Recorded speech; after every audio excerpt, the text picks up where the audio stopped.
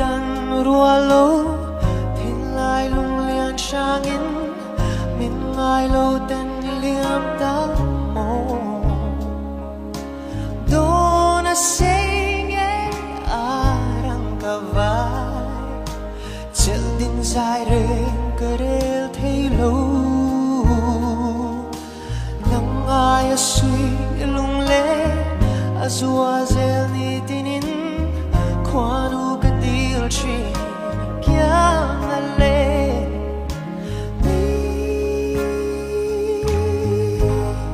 Liam san Kakak le lai bertiin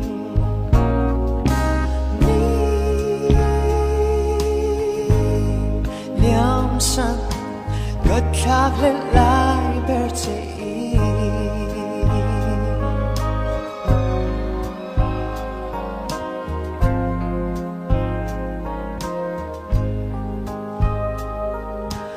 Golan ni chua tiarin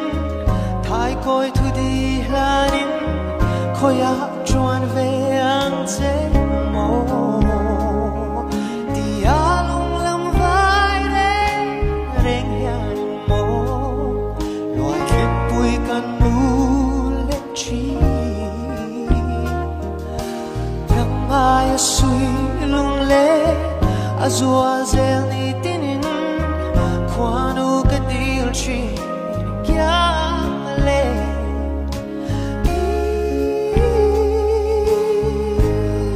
Liam san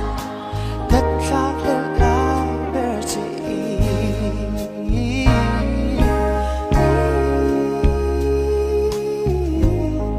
Liam san Kakak le lai bertiin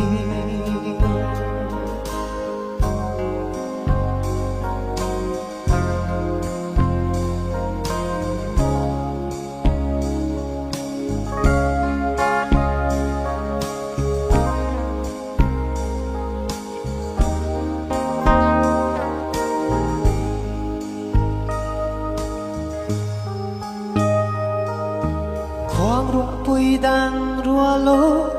Thiên lai lung lian shangin Min ngai lo ten liam ta mo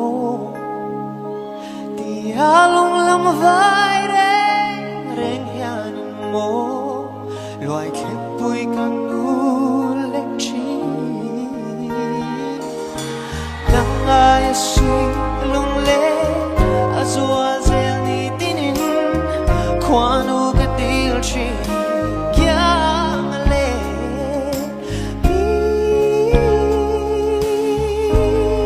Liam san Kakak le lai bertiin